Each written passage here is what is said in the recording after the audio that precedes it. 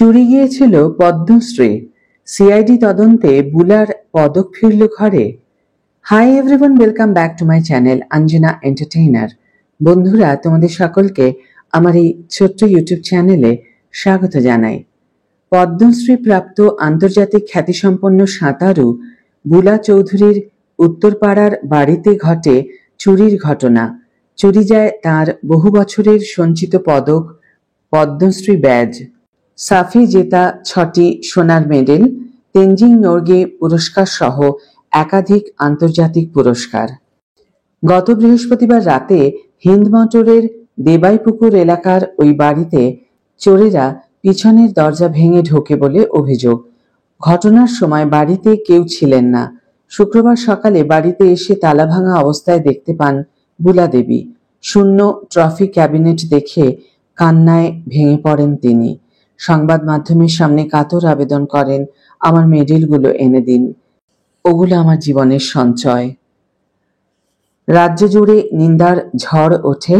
ঘটনার গুরুত্ব বুঝে তদন্তে নামে স্থানীয় পুলিশ এবং সিআইডি।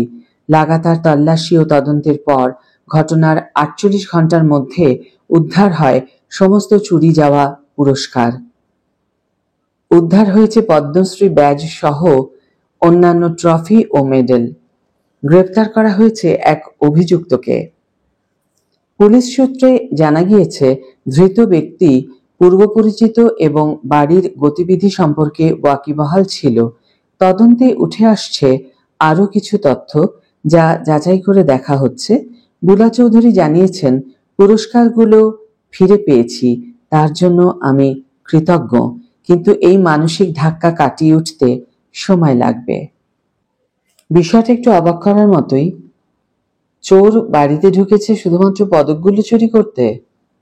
কি অদ্ভুত ব্যাপার না? নিশ্চয়ই এর পেছনে কোনো আলাদা ষড়যন্ত্র আছে। তা না হলে শুধু পদকগুলো দিয়ে চোর কি করবে? যাই হোক, হয়তো চোরেদের অর্থের প্রয়োজনে তারা মেডেলগুলো চুরি করেছেন, কিন্তু এই মেডেলগুলোর সম্মান যার অধিকারী বুলা চৌধুরী, তার কাছে এগুলোর মূল্য কোনো কিছুর বিনিময়ে নির্ধারণ করা যায় না, অপরিসীম মূল্য এর।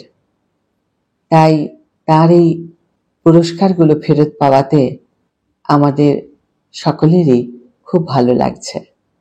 আজকের ভিডিও এখানেই শেষ করছি। ভিডিও যদি ভালো লেগে থাকে তাহলে অবশ্যই একটা ছোট্ট করে লাইক দিও, শেয়ার করো বন্ধুদের সাথে, কমেন্ট করে জানিও তোমাদের মতামত।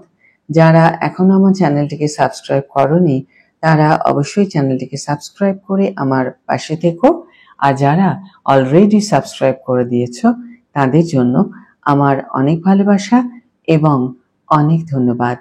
আজ তাহলে বিদায় বন্ধু, দেখা হবে পরের ভিডিওতে। ভালো থেকো, সুস্থ থেকো, সঙ্গে থেকো।